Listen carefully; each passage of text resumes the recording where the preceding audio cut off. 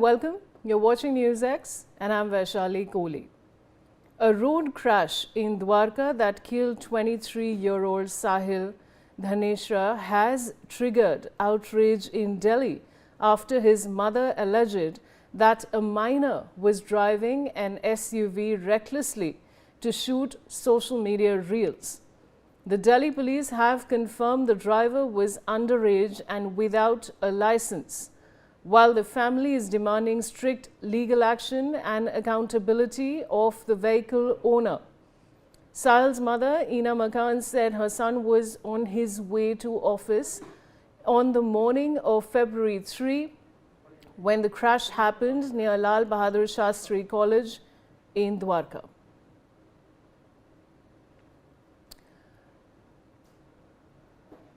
All right, I do have Manas.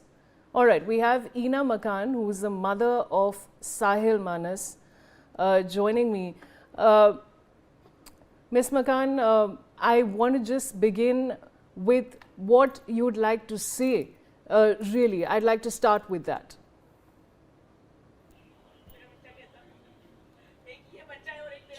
जी देखिए, मैं आपको बता दूं कि मैं इस वक्त साहिल के घर पे मौजूद हूं और साहिल के दोस्त मानस जो है मेरे साथ मौजूद है। एक बार उनसे बात करते हैं कि आखिरकार उनका क्या कहना है। मानस, साहिल से आखिरी बार कब बात हुई थी? एक्सीडेंट से 2 दिन पहले वो शाम में मिला था मुझे, अपने दोस्तों के साथ था वो भी, तो ये मेरी लास्ट टाइम बात हुई थी उससे। क्या जानकारी मिली थी जो 3 फरवरी को एक्सीडेंट हुआ था और किस समय आप लोग को जानकारी मिलती, किस समय ये घटना हुई थी?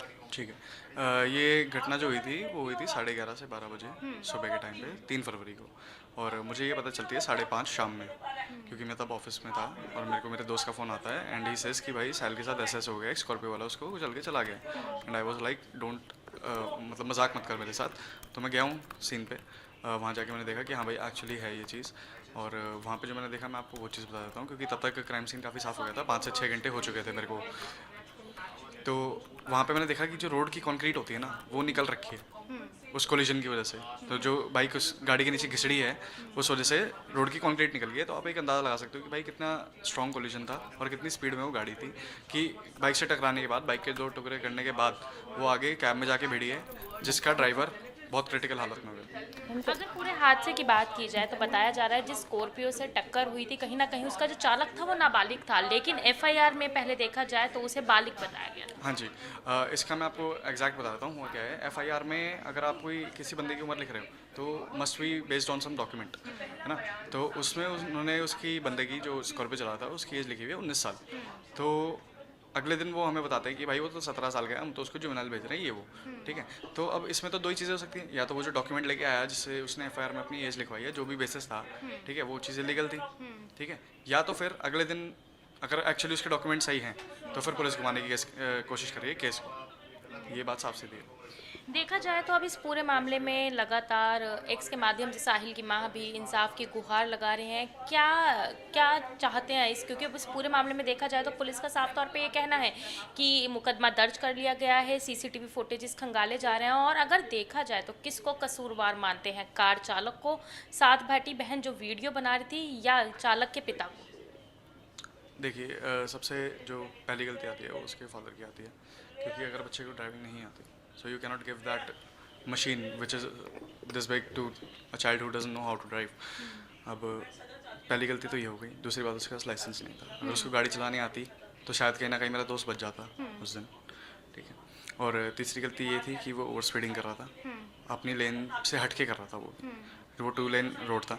अब वो राइट पे चला रहा है, बस के आगे चला रहा है, तो ऑब्वियसली अगर कोई बस के पीछे आ रहा है तो उसको वो चीज़ नहीं दिखेगी, क्योंकि वो बस के जस्ट आगे है, बस को कोई पार करके तो देख नहीं सकता, ठीक है। तो उसने वो चीज़ देखी, उसने हल्का सा साइड से निकालने की कोशिश करी बस के, और इतने में वो हाई स्पीड में आगे आ गया। उसके अचानक से ना उसको टाइम मिला कुछ करने का, ना बाइक अंदर करने का, ठीक है। और स्कॉर्पियो वाले ने आई गेस फिर होपलेस होके ब्रेक नहीं मारे हैं और सीधे घुसा दिए उसमें।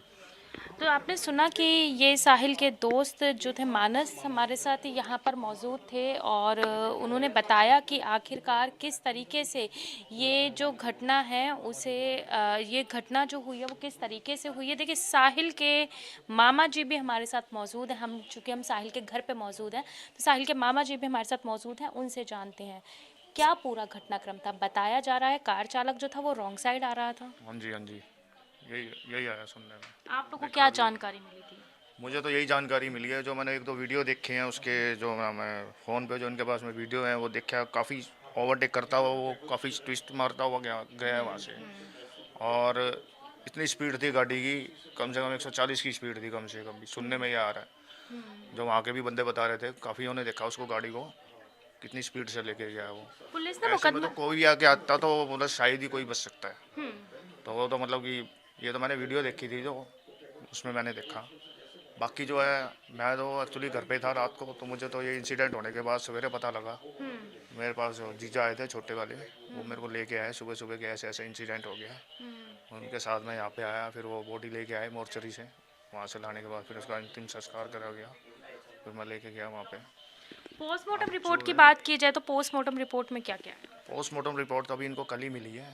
अभी इनको पता नहीं, अभी मैंने देखी नहीं ना मैंने पढ़ी, अभी इन्हीं को पता है। पुलिस कार्यवाही से कितना संतुष्ट है, क्योंकि मुकदमा दर्ज कर लिया गया है लेकिन नाबालिग को जमानत मिली? अगर ये टाइम पे, अगर ये क्या नाम है, जो पुलिस प्रशासन वहाँ पे खड़ा था, एम्बुलेंस खड़ी थी, इतनी पब्लिक खड़ी थी वहाँ पे, अगर कोई भी इसको अगर मौके पे वहाँ पे ले जाया जाता, तो मेरे हिसाब से हो सकता था कि बच सकता था। मतलब आपको इन्होंने लगता है कि काफ़ी उनको लेट कर हॉस्पिटल दिया, ले जाने में देरी की काफ़ी गई? लेट कर दिया गया, वहाँ का वेट करते रहे। एम्बुलेंस खड़ी है वहाँ पे, पुलिस अपनी फॉर्मेलिटी पूरी कर रही है।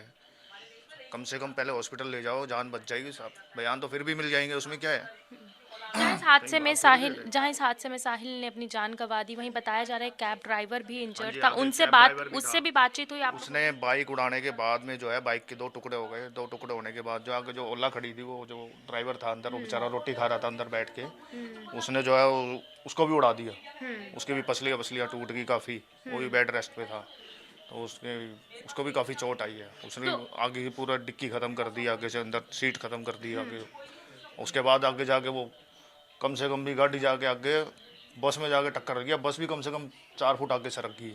कैब चालक की बात की जाए तो क्या आप लोगों की मुलाकात हुई कैब चालक से? उसने क्या बताया, उस समय क्या स्थिति थी, क्या मेरी दृश्य तो बना? मुलाकात हुई नहीं है। अब इनकी मुलाकात हुई हो तो मेरे को पता नहीं जी इस चीज़ के लिए, लेकिन मेरी तो अभी तक किसी से मुलाकात नहीं हुई। अब आप लोगों की क्या मांग है लगातार? हमारी मांग तो यही है कि हमारे को तो इंसाफ चाहिए बस।